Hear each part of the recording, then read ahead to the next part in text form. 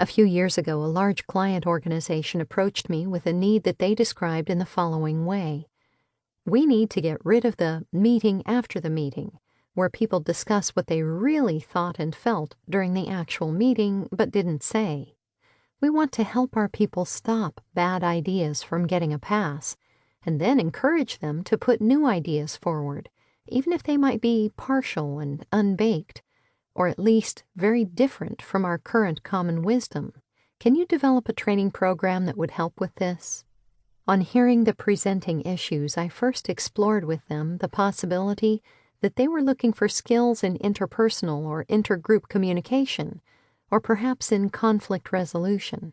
While my own company had existing programs in those arenas, it soon became clear to all of us that the issue was not really conflict, but rather the fear of conflict or of loss of security, status, or relationship, for example.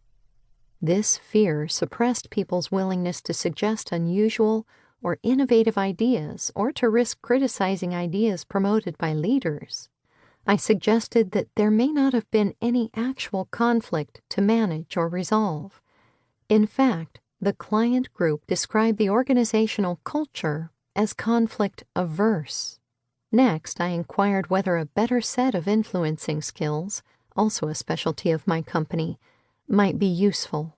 In fact, they thought the primary approach to getting their people to agree was power, whether used overtly or below the radar, or even unconsciously.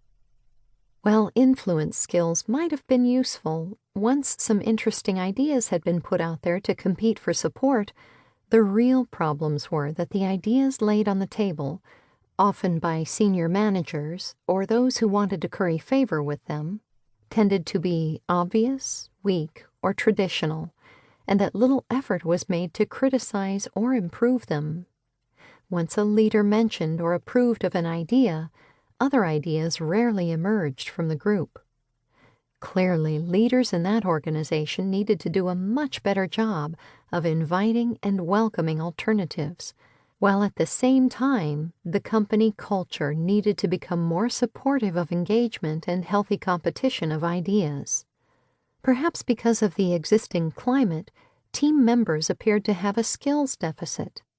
When I identified an apparent unwillingness, inhibition, or inability on the part of many team members to risk speaking up to make bad ideas better, or to develop small ideas into robust ones, without provoking interpersonal conflict, the client agreed that this situation was worth targeting for improvement.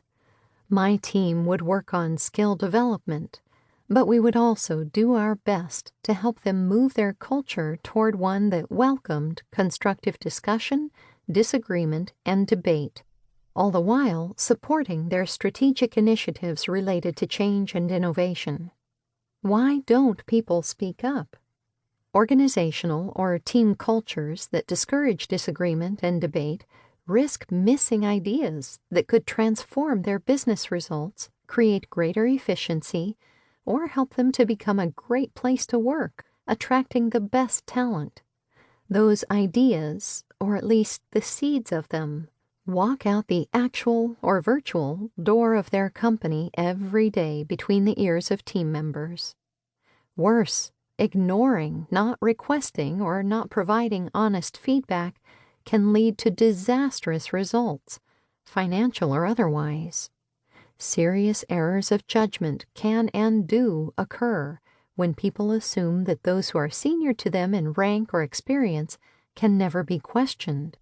When people who wish to express unusual or unpopular ideas and opinions are silenced, directly or indirectly, disasters can and do happen. In a classic example of this, the Rogers Commission report on the causes of the spaceship Challenger's fatal accident in 1986 stated, "Failures in communication resulted in a decision to launch 51L, Challenger, based on incomplete and sometimes misleading information, a conflict between engineering data and management judgments, and a NASA management structure that permitted internal flight safety problems to bypass key shuttle managers."